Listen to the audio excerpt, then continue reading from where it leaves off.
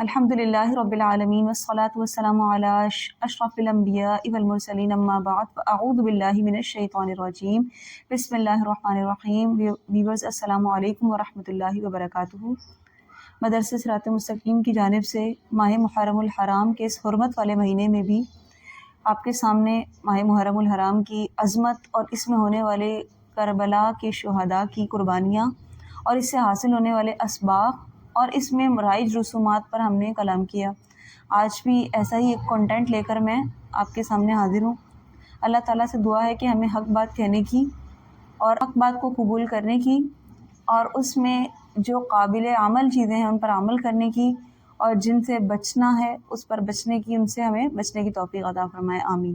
اسلامی سال کا پہلا مہینہ ماہ محرم الحرام ہے۔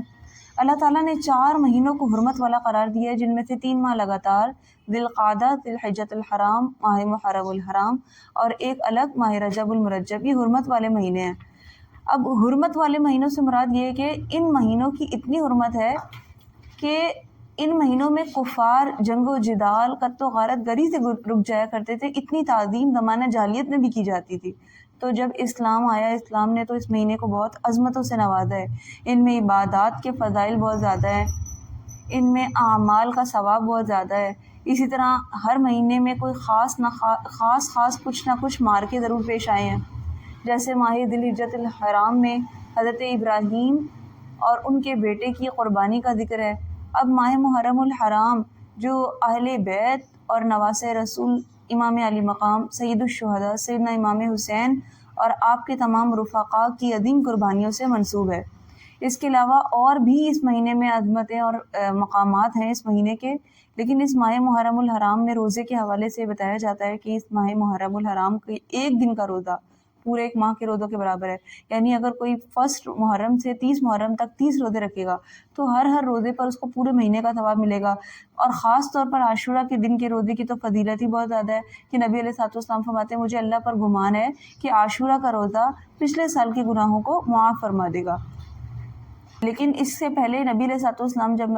مدینہ طیبہ ہجرت فرما گئے تو آپ علیہ الصلوۃ والسلام نے دیکھا کہ یہود خاص طور پر عاشورے کے روز پہ روزہ رکھتے ہیں۔ آپ علیہ الصلوۃ والسلام نے اس کی وجہ دریافت فرمائی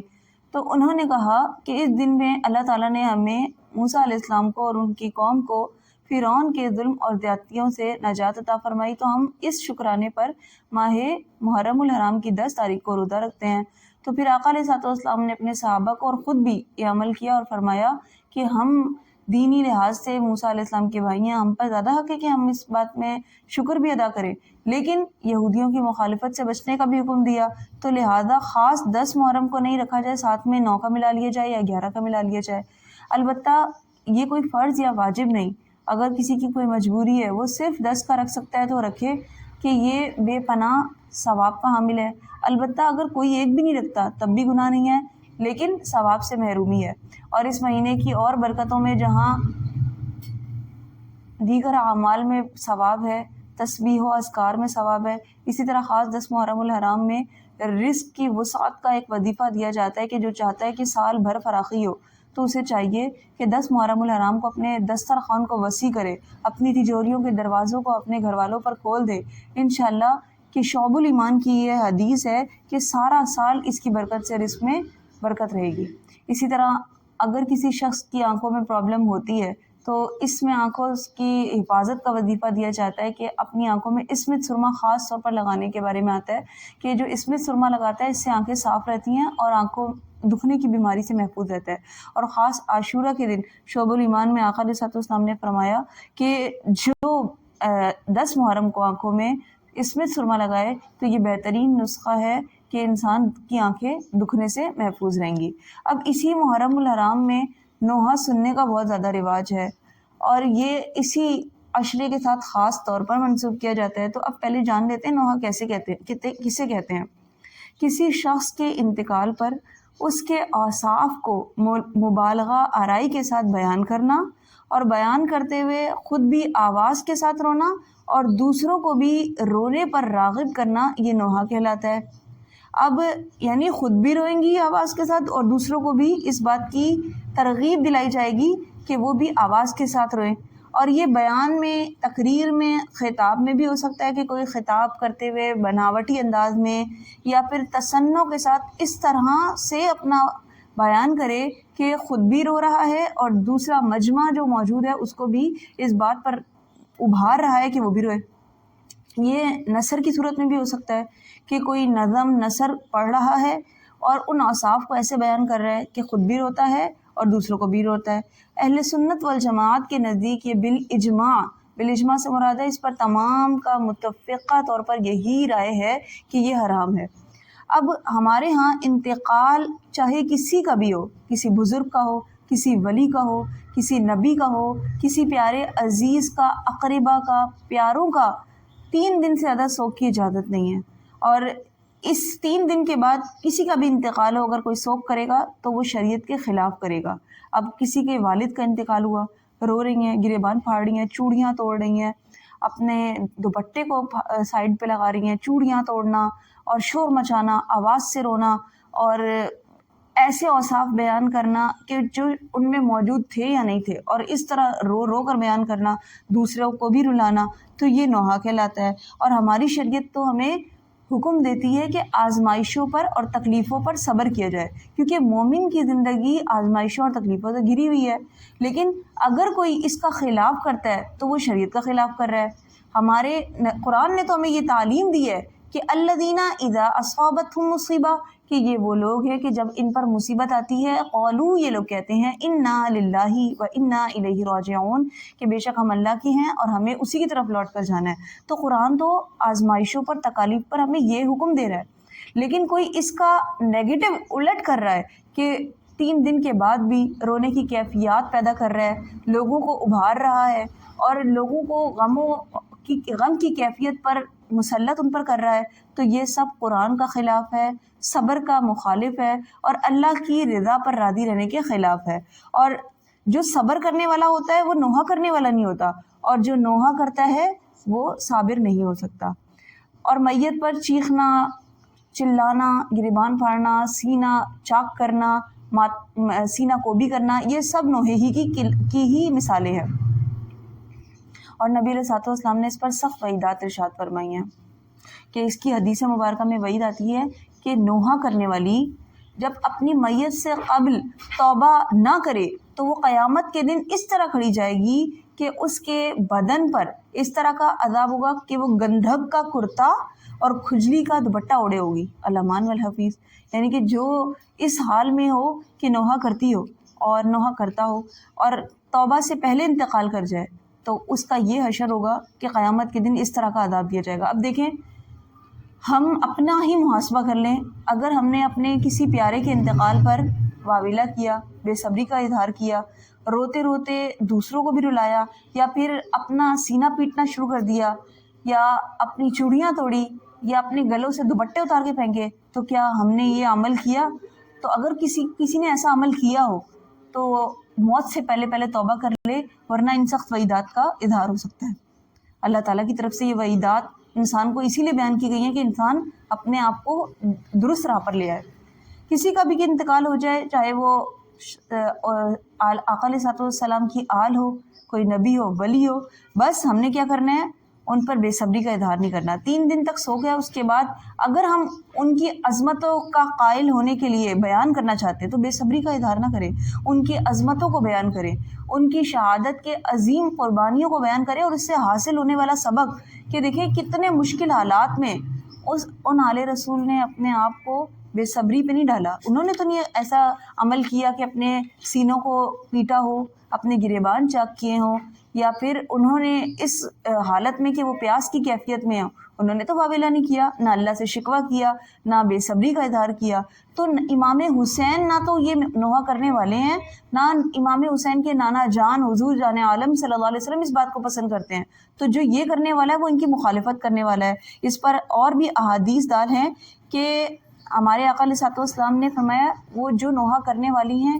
ان پر لعنت فرمائی، اور فرمایا وہ ہم میں سے نہیں ہے۔ تو اگر ہم ان سے محبت کرتے ہیں اور اس محبت کا اظہار کرنا چاہتے ہیں تو دیکھیں اہل بیت سے محبت ایمان کی علامت ہے، اور اہل بیت سے بغض ایمان کا خلاف ہے۔ ہم تو اہل بیت سے محبت کرتے ہیں تو ہم کیا کریں؟ ہم ان کی محافل، ان کا ذکر خیر اور اگر کوئی اچھے طریقے سے نظم کی صورت میں بھی بیان کر رہا ہے، کوئی نعت اچھا ثنا نعت پڑھ رہا ہے لیکن اس میں واویلا نہیں ہے، گریبان چاک نہیں کیا جا رہا، نوحہ سینہ کو بھی نہیں ہو رہی ہے، اور رویا نہیں جا رہا اس طرح سے کہ دوسروں کو بھی ابھار کر رلایا جائے، تو یہ درست ہے، بالکل پڑھنا چاہیے۔ اور ایسی محافل کا انعقاد کرنا اپنے لیے بلکہ دوسروں کے لیے بھی باعث برکت ہے کہ جو اس میں شامل ہوگا وہ بھی اس میں خیر ہی پائے گا، بھلائی ہی پائے گا۔ اگر اس عظیم شہادت کے واقعے کو سنتے ہوئے آپ پر کیفیت طاری ہو جائے اور آنکھوں سے بلا اختیار آنسو نکل جائیں تو یہ منع نہیں ہے، بلکہ یہ تو عظیم ایمان کی علامت ہے۔ جہاں منع کیا گیا ہے وہ ہے اختیاری طور پر نہ صرف خود رونا بلکہ دوسروں کو اس بات پر ابھارنا اور اس پر اپنے اظہار اس طرح سے کرنا کہ سینہ کو بھی گریبان چاک کیا اور دوپٹے پھاڑے، چوڑیاں توڑی، یہ سب منع ہے۔ اور نبی علیہ الصلوۃ والسلام کا فرمان عالی شان ہے کہ جو اللہ اور اس کے رسول پر ایمان رکھتا ہے تو اس کے لیے یہ جائز نہیں کہ میت پر 3 راتوں سے زیادہ سوگ کرے سوائے اپنے خاوند کے کہ اس پر 4 ماہ 10 دن تک سوگ ہے۔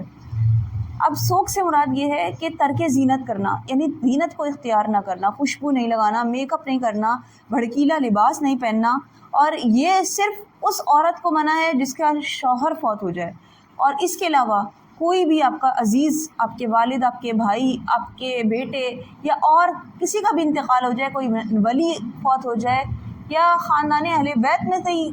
کسی کے انتقال پر ہمیں یہ جائز نہیں کہ 3 دن سے زیادہ سوگ کرے۔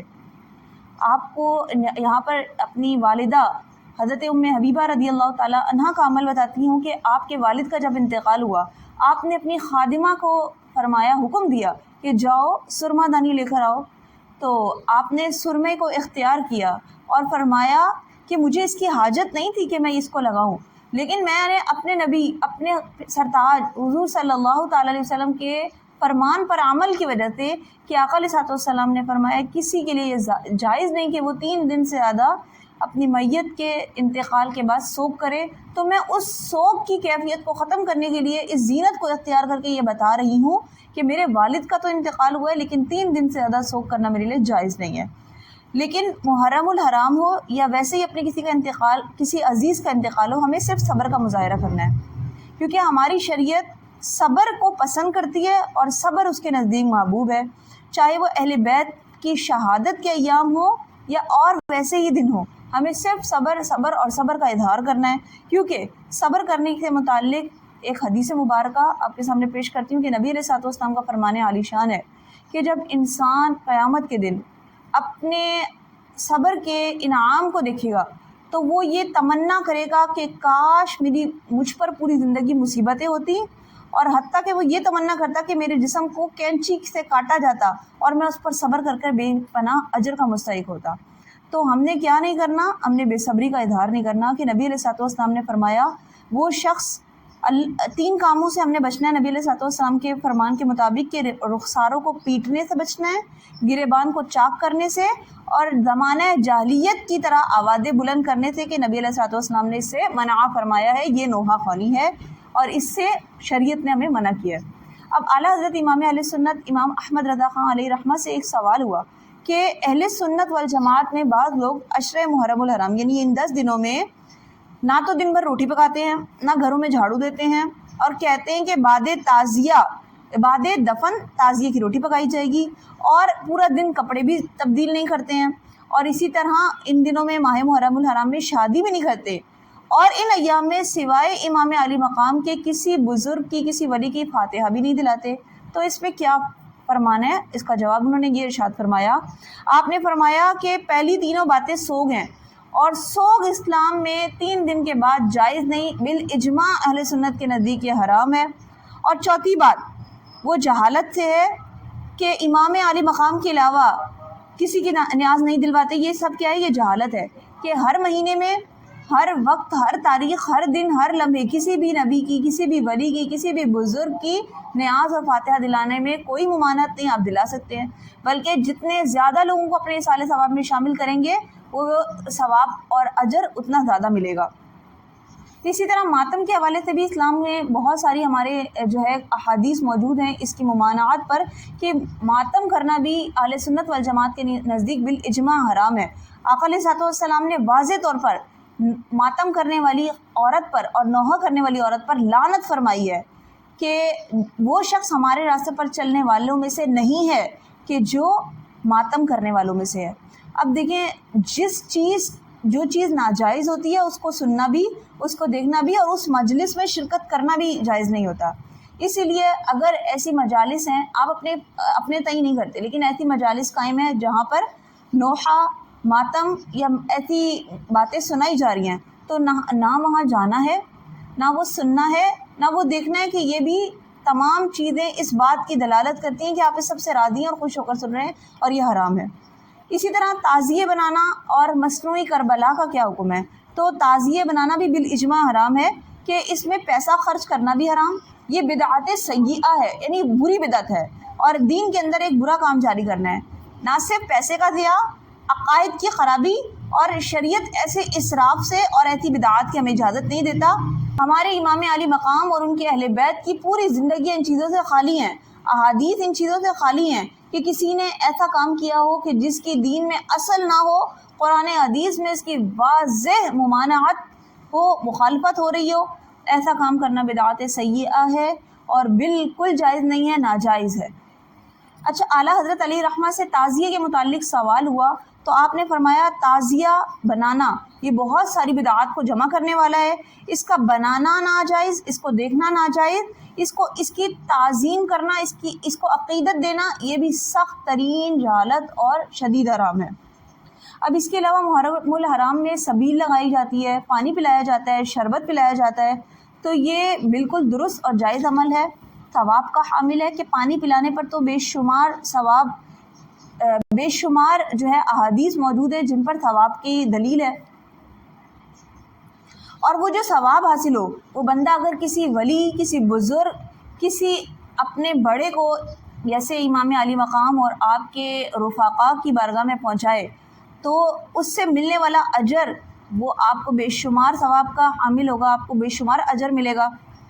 اب یہ رسول کا اس پر عمل بھی موجود ہے کہ آپ نے پانی کا کنواں نہ صرف بنوایا بلکہ ڈونیٹ کیا۔ تو اگر کوئی پانی اپنے پیاروں کے ایصال ثواب کے لیے پلاتا ہے یا ڈونیٹ کرتا ہے تو یہ عظیم اجر کا حامل ہے۔ تو ہم بھی تو یہی کہہ رہے ہیں، پانی کی سبیلیں بنانا یا پھر شربت پلانا، یا جیسے گرمیاں ہو تو اس میں ٹھنڈا شربت، اور اگر سردیاں ہو تو اس میں گرم مشروب پلانا، اور اس پہ نیت یہ کرنا کہ اس پہ جو ثواب پلانے پر جو اجر ملے گا اللہ میں اس کو بزرگ، یعنی جیسے فار ایگزامپل امام علی مقام کی بارگاہ میں پہنچاتی ہوں یا پہنچاتا ہوں، تو یہ بے شمار اجر کا ثواب کا حامل ہے۔ اور اچھا، اب کچھ لوگ جو ہے سبیل پر نام بھی لکھوا دیتے ہیں کہ یہ سبیل امام حسین ہے، تو ایسا کرنا کیسا ہے؟ تو دیکھیں، نام کے ساتھ اس سبیل کو منسوب کرنے کی بھی احادیث میں اجازت ہے، اور یہ بھی بالکل درست ہے کہ حضرت سعد رضی اللہ تعالیٰ عنہ نے جب اپنی والدہ کے لیے کنواں ڈونیٹ کیا، کنواں بنوایا، تو اس پہ لکھوا دیا تھا یہ ام سعد کے لیے ہے۔ تو آپ کا یہ عمل اس بات کی دلیل ہے کہ یہ درست عمل ہے اور اس میں کوئی ممانعت نہیں ہے۔ ہم بھی تو اپنے گھروں کے باہر نیم پلیٹ لگوا دیتے ہیں، ہمارا گھر ہے، تو ایسا کرنا درست ہے، اس میں کوئی ممانعت نہیں ہے۔ ہاں، البتہ اگر سبیلیں لگائی جائیں، پانی پلوانے کے لیے بنائی جائیں سبیلیں، اس کے ساتھ ساتھ نوحہ خوانی ہو رہی ہے، ماتم کو بھی ہو رہی ہے، اور بلند آواز میں ایسے نوحے خوانی ہو رہی ہے کہ جس سے نہ صرف خود رویا جا رہا ہے، دوسروں کو رلایا جا رہا ہے، راستے کے حقوق کاٹے جا رہے ہیں کہ راستے میں راستہ بند کیا جا رہا ہے، دوسروں کو اذیت دی جا رہی ہے، تو ان سب خرافات کی وجہ سے یہ سبیل لگانا ناجائز ہوگی۔ البتہ فی نفسی پانی پلانا ناجائز نہیں ہوگا، کیونکہ حدیث میں پانی پلانے پر ثواب کے بارے میں حضرت انس رضی اللہ تعالیٰ عنہ روایت فرماتے ہیں کہ آقا علیہ الصلوۃ والسلام نے فرمایا، جب تیرے گناہ زیادہ ہو جائے تو پانی پر پانی پلاؤ، یہ تمہارے گناہوں